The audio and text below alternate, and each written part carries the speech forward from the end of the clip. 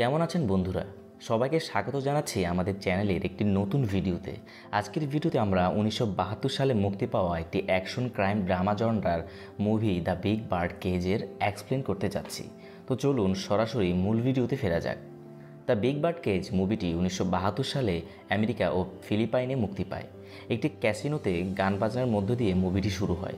সেই ক্যাসিনোতে একদল দুষ্কৃতিকারী সেখানে ছিনতাই করতে আসে এবং তারাও সেখানে গান বাজনা করে। তারপরে সেখানে দেখা যায় এই সিনেমার প্রধান চরিত্র টেরি রিচকে, মূলত যাকে ঘিরেই এই পুরো সিনেমা। হঠাৎ করে সবাইকে অস্ত্রের ভয় দেখিয়ে সেখানে ছিনতাই করতে থাকে দুষ্কৃতিকারীরা এবং সেখান থেকে তারা টেরি রিচকে তুলে নিয়ে যায়। পথে ছিনতাইকারী দলের প্রধান টেরি রিচের সাথে শারীরিক সম্পর্ক করতে চায় এবং তাকে সেজন্য জোর করতে থাকে। তাই টেরি রিচ তার সাথে শারীরিক সম্পর্ক করতে রাজি হয়ে যায়, কেননা সেখানে তাদের সাথে টেরি রিচের পেরে ওঠা কোনোভাবেই সম্ভব ছিল না। একটু পরে সেখানে পুলিশ এসে সবাইকে গ্রেফতার করে নিয়ে যায় এবং বিদেশি প্রভাবশালীদের সাথে টেরি রিচের শারীরিক সম্পর্ক আছে এই সন্দেহে তাকে গ্রেফতার করা হয় এবং পাঠিয়ে দেওয়া হয় গহীন জঙ্গলের এক নির্মম কারাগারে। সে কারাগারে শুধুমাত্র মেয়েদের রাখা হয় এবং সেখানে আসা নতুন মেয়েদের ধর্ষণ করে কারাগারের কারারক্ষীদের প্রধান। অন্যদিকে ছিনতাইকারী দলের প্রধান পুলিশের কাছ থেকে পালিয়ে আসে এবং সে জঙ্গলে জঙ্গলে ঘুরে আবার তার দলের লোকদের খুঁজে পায় এবং সে পুনরায় তার দল পরিচালনা করতে থাকে।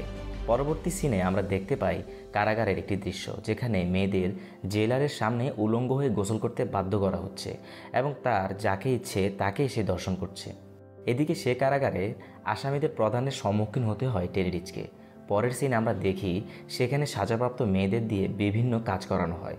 তার কিছুদিন পরে সেখানে সরকারি কিছু কর্মকর্তা পরিদর্শন করতে আসে এবং তাদের বোঝানো হয় সেখানে সব কিছু ঠিকঠাক চলছে। রাতে তাদের জন্য একটা পার্টির আয়োজন করা হয় এবং ঘোষণা দেওয়া হয় সবাই যেন তাদের সাথে শারীরিক সম্পর্ক করে। কেউ যদি না করে তাহলে তাদের শাস্তি দেওয়া হবে এবং কেউ বাধা দিলে তাদের ফাঁসিতে ঝোলানো হবে। একদিন জেলের মেয়েরা বাইরে কাজ করার সময় সেখানে বাইরে থেকে আসা 3 জন মেয়ে চলে আসে, যারা সেই ছিনতাইকারী দলের সদস্য ছিল। এক পর্যায়ে তাদের সাথে মারামারি লেগে যায় এবং তখন ছিনতাইকারী দলের লিডার ছদ্মবেশে সেখানে প্রবেশ করে। টেরি রিচ সহ অন্যান্য মেয়েরা যুক্তি করে তারা এই জেল থেকে পালাবে এবং এসব অত্যাচারের প্রতিশোধ নেবে। প্ল্যান মোতাবেক এক রাতে একজন মেয়ে অজ্ঞান হওয়ার ভান ধরে। তখন জেলার পরিদর্শনের জন্য আসে এবং সে অসুস্থ হয়ে যাওয়া মেয়েটিকে চিকিৎসা করতে বাইরে নিতে মেয়েটি জেলারের উপর হামলা করে। সাথে যোগ দেয় সেই ছদ্মবেশী দলের লোকেরাও। মেয়েরা বিদ্রোহ শুরু করে দেয় পুরো জেল জুড়ে।